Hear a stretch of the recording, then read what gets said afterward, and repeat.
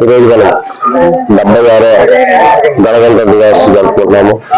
మా ప్రజలందరికీ మాట్లాడిన ప్రజలందరికీ శుభాకాంక్షలు తెలియజేస్తాం. మరి ఈరోజు ప్రాముఖ్యతగా మనందరికీ తెలిసింది 200 సంవత్సరాల బ్రిటిష్ పరిపాలన తర్వాత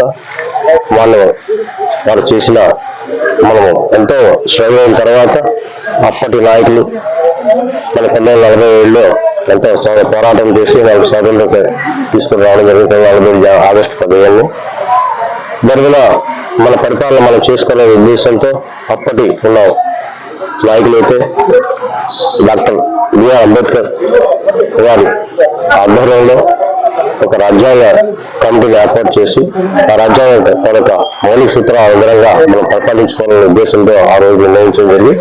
అదేవిధంగా 1950 జనవరి 26 మనకి రాజ్యాంగం మనకు వచ్చి అమల్లోకి వచ్చింది. మన రాజ్యాంగ మౌలిక ఉద్దేశం ఏంటంటే దేశంలోని ప్రజలందరూ సమానంగా ఉండాలి, అందరూ కూడా ఆ స్వేచ్ఛ అనుభవించాలనే ఉద్దేశంతో మరి ఆ రోజు రాజ్యాంగం ఉంటుంది. అదేవిధంగా ఈ రోజు మనం పరిపాలిస్తున్నాము.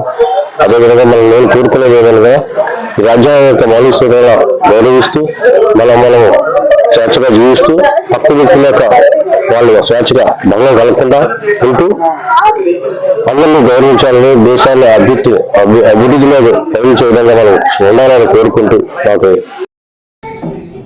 76వ గణతంత్ర దినోత్సవం సందర్భంగా నాటవరం ప్రజలకి మరియు పాత్రికలందరూ కూడా హృదయపూర్వక కృతజ్ఞతలు తెలియజేసుకుంటున్నాను. ముఖ్యంగా ఈ గణతంత్ర దినోత్సవం నాడు ప్రజలు 2 విషయాలు తప్పగా పాటించాలి మరియు నిర్వహించాలి. ప్రాథమిక హక్కులు ఏవైతే ఉన్నాయో ఆ హక్కుల్ని ప్రజలు కాపాడాలి మరియు ప్రాథమిక విధులైతే ఏమున్నాయో రాజ్యాంగంలో పొందుపరిచారో దాంట్లో కూడా అందరూ సక్రమంగా నిర్వహించాలి. మరియు ఈ గణతంత్ర దినోత్సవ సందర్భంగా ప్రజలు అందరూ కూడా